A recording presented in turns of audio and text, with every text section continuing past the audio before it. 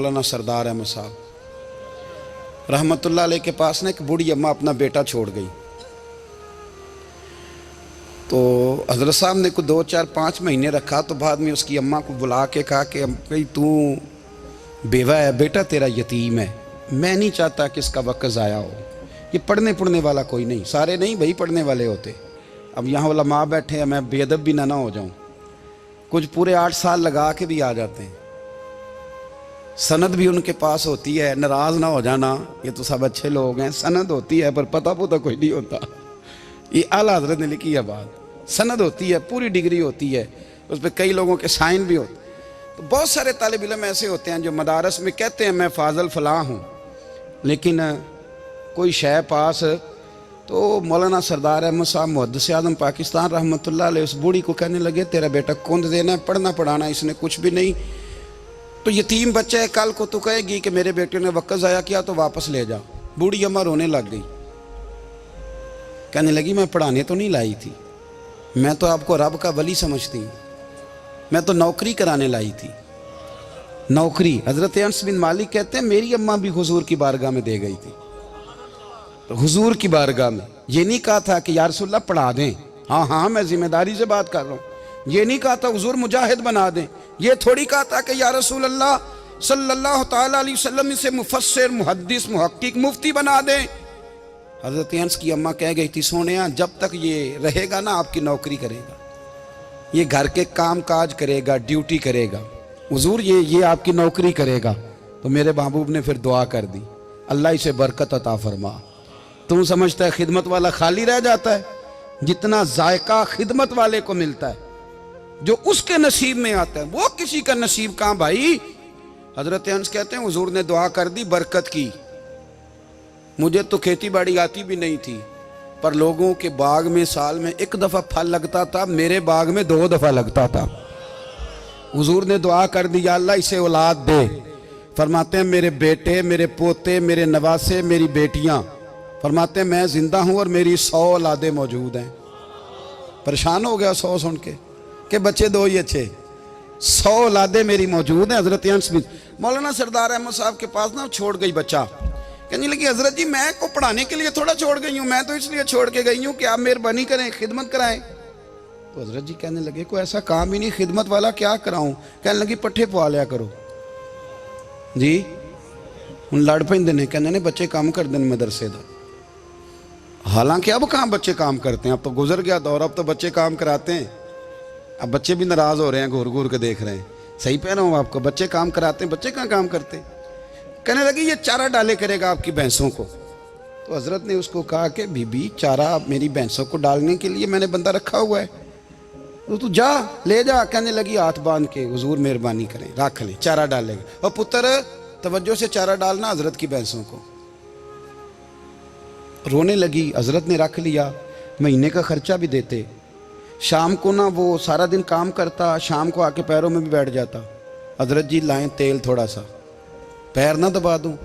8 साल साथ वाले पढ़ते रहे, ये बेचारा नौकरी करता रहा। मेरा रूप भी नहीं तो मेरा रंग भी नहीं, और मैनू यार मनान दा टंग भी नहीं। कभी कभी ना हजरत बिलाल हबशी फारग होते ना, तो नबी पाक की बारगाह में अर्ज़ करते हुजूर कोई काम तो नहीं, सारे हो गए, हुजूर जाऊं ज़रा, चले जाते।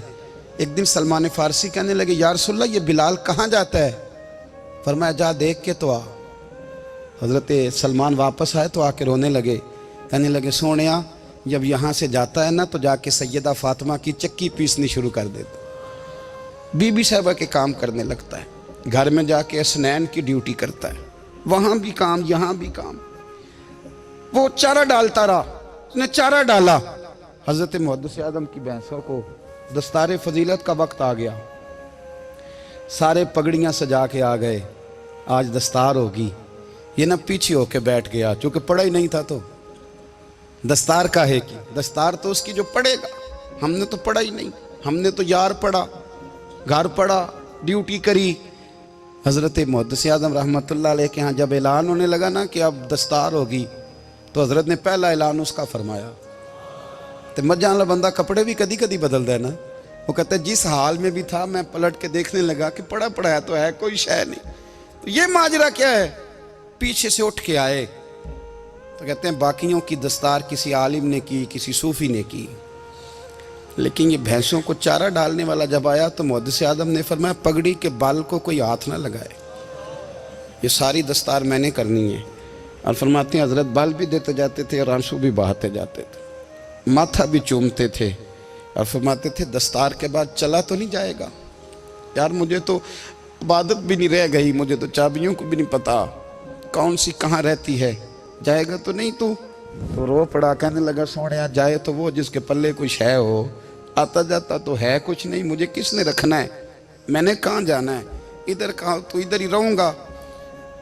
वो उस तालिब इल्म के सारे उस्ताद भाई कहते हैं उसने दस्तार कराई, पढ़ा पढ़ाया कुछ नहीं, पर जो मसला अड़ जाता था ना, वो जो अड़ जाता था ना, वो जाके उससे पूछते थे तो किताबें खोलने की ज़रूरत नहीं पड़ती थी।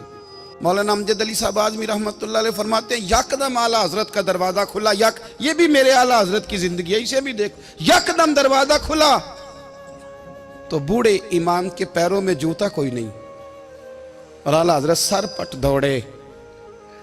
मैं करीब गया, मैंने कहा हुजूर मैं सदके जाऊं, कहाँ जा रहे हो?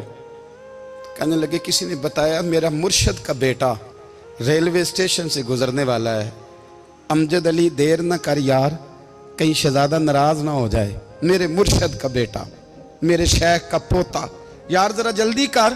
कहते हैं आला हजरत दौड़े रेलवे स्टेशन पे, उन्हें अगर फतवे लिखने आते थे किल के रजा है खंजरे खूंखार बरकबार, तो वो ये भी कहा करते थे कैसे आकाओं का बंदा हूं रजा, बोल बाले मेरी सरकारों के। दौड़े गए रेलवे स्टेशन पे और बूढ़े शेख सदरुल शरिया कहते हैं मैंने कहा हुजूर मैं ना चला जाऊं? कहने लगे ना पुत्र, मैंने बड़ा नमक खाया उस घर का, मैंने बड़ी नौकरी करी है, मेरी अपनी ड्यूटी है, तुम्हारी तो नहीं ना। मेरे शेख फरमाते रेलवे स्टेशन पे हजरत खड़े हैं तो एक मुसाफिर उतरता, उसके करीब जाते अदब से सलाम लेते तो कहते मारेरा शरीफ से तो नहीं कोई आया? कहते वो मुसाफिर गुजर जाता, दूसरा आता तो फिर करीब जाते, कहते वो उसके आस्थाने से तो नहीं आए, उधर से तो नहीं कोई आया। कहते सारे गुजर गए, जिन मुसाफिरों ने उतरना था उतर गए, ट्रेन चल पड़ी। तो मैंने कहा हुजूर किसी ने आपको गलत इत्तला दी थी, शहजादे तो आए नहीं। कहने लगे यार इत्तला गलत थी या ठीक थी, पर यहाँ तक आने का मज़ा बड़ा है। आप समझ सकते हैं आला हजरत के दो बेटे हैं, हुज्जतुल इस्लाम मौलाना हामिद रज़ा खान साहब और मुफ्ती आज़म आलम इस्लाम, दोनों शहजादे इतने बड़े शहजादे थे कि दोनों अपने अपने वक्त के सबसे बड़े मुफ्ती हुए। ये भी तो मेरे आला हजरत है ना, इसको भी तो ज़रा समझो ना। खुशकी और फिर खुशकी और फिर खुशकी। एक दिन पीर साहब ने कहा, नूरी मियाँ साहब, कि अहमद रज़ा यार वो भैंसें रखी हुई हैं तो उनको ना गीदड़ आके तंग करते हैं, तो दो कुत्ते मिल जाए ना कभी, तो चलो रात को पहरेदारी करेंगे, दो कुत्ते मिल जाएं। मैं अक्सर सोचता हूँ कि आला हजरत तो आलिम थे, उनका कुत्तों से क्या लेना देना। हजरत जी आपने कुत्तों की बात करनी थी तो किसी दुनियादार से करते, दो कुत्ते मिल जाएं तो ज़रा जानवरों की देखभाल करेंगे। फरमाया हुजूर सवेरे ही आ जाएंगे। भाई आपका तो ये शुगर ही नहीं, तो आप कहाँ से लाएंगे? दिन चढ़ा तो दोनों बेटों के गले में रस्सियाँ डाली। आला हजरत को सिर्फ आप फतवे की रोशनी में देखते हैं, आपको उस शख्स के दर्द का नहीं पता, उसके जायके का नहीं पता, वो किस स्टेज का आदमी है, स्टेटस क्या है तरीकत में, शरीयत में, इश्क में। दोनों शहजादों के गलों में रस्सियां और पकड़ा हुआ है। तो नूरी मियाँ साहब कहते हैं मैं चारपाई पे बैठा था तो नीचे बिठाल दिए दोनों बच्चे, मैं उठ के खड़ा हो गया। मैंने कहा मौलाना ये क्या? कहने लगे हुजूर ड्यूटी भी करेंगे और रोटी भी नहीं मांगेंगे। जिन्हां तना विच इश्क न रचिया कुत्ते ना थी चंगे, मालक देकर राखी कर दे साबर भुखे नंगे। किधर गया ज़ौक़, किधर गया वो दर्द?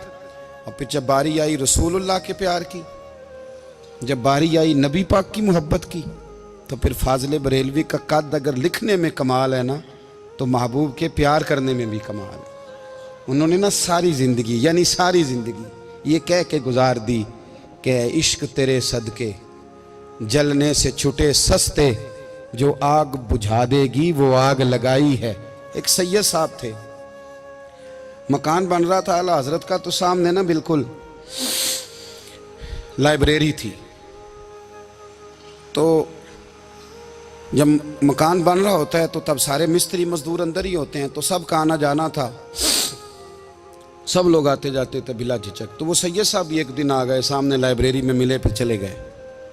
कुछ दिनों के बाद घर मुकम्मल हो गया, अब औरतें भी आ गईं। तो शाह जी को पता नहीं था, वो पुराना ही माहौल समझ के ना, मौलाना ज़फ़रुद्दीन बिहारी कहते हैं पुराना ही माहौल समझ के तो अंदर आ गए। और जैसे ही अंदर दाखिल हुए, सामने घर की औरतें देखी, तो शाह जी माजरत माजरत माजरत करते परेशान हो गए।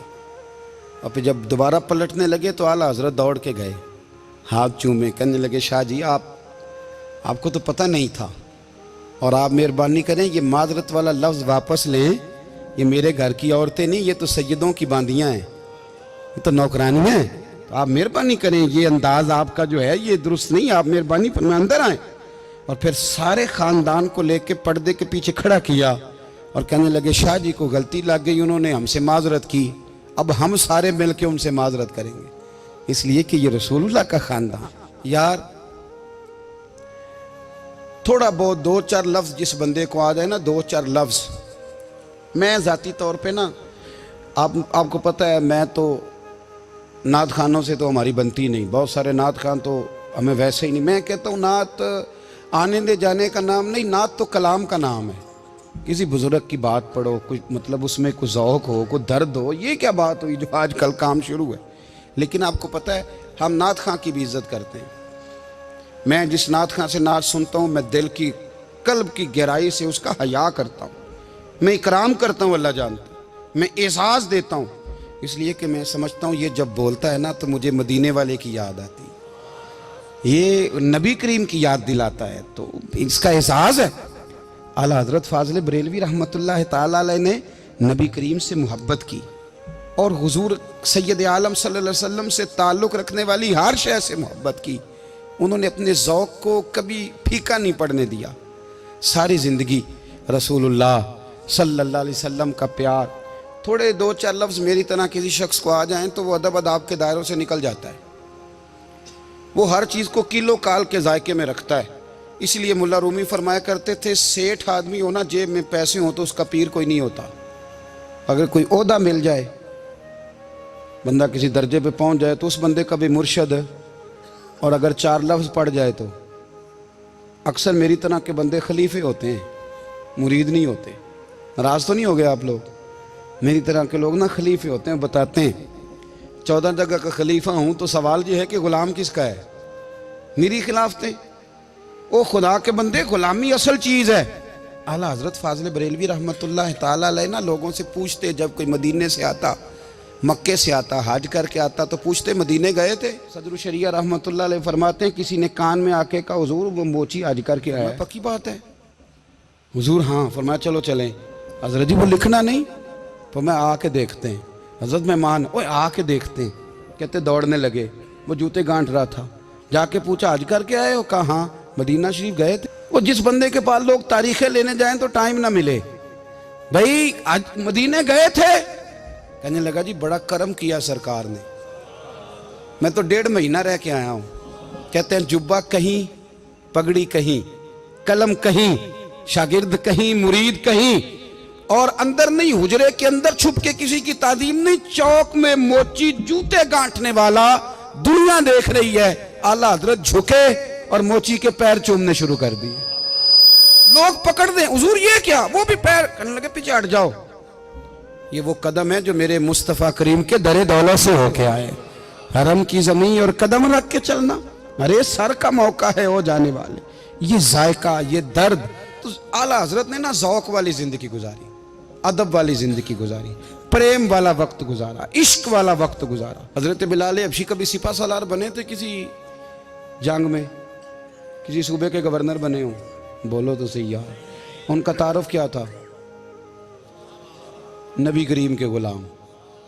हुजूर के ना जो ज़ाती मामलात थे ना, 20 अंसारी नौजवान थे जो हर वक्त नबी पाक के पास खड़े रहते थे कि हुजूर को हुक्म करें। 20 और 34 से लेकर 40 तक गुलाम हर वक्त हुजूर की बारगाह में रहते। हजरत बिलाल हुजूर के ज़ाती मामलात की खिदमत करते थे। कोई ऐसी वो जो तबलीग की या दावत की या जंग की या जिहाद की कोई ड्यूटी नहीं वो करते थे, ज़ाती खिदमत सरकार की।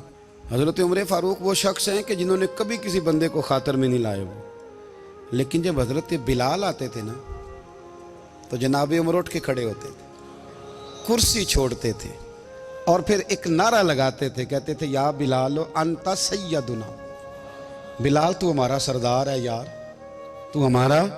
यानी इश्क का ज़ौक़ पूरा करना उन्हें भी आता था। इसलिए मेरा मशवरा है, मेरी राय है, और जो मेरा हुक्म मानने वाले हैं उनके लिए मेरा हुक्म है कि ज़ौक़ ना कभी भी ख़राब करना, कभी भी ना ज़ौक़ ना ख़राब करना, अपना लुत्फ़। मैंने कई दफ़ा, मैं पहली दफ़ा मदीना शरीफ हाज़िर हुआ तो एक बाबा जी मेरे आगे आगे थे, तो उनको ना धक्के मार रहा था। वो सामने खड़े होते हैं ना, अल्लाह खैर फरमाए, अपनी अपनी ड्यूटियाँ ना, उनकी भी एक ड्यूटी है ना जी। तो वो धक्के मार रहा था तो बाबा उसे कह रहा था तेरी खैर होवे पहरेदारा, रोजे दी जाली चुम लैन दे। उन्हें फिर धक्का मारिया तो फिर उन्हें कहता तेरी खैर होवे पहरेदारा।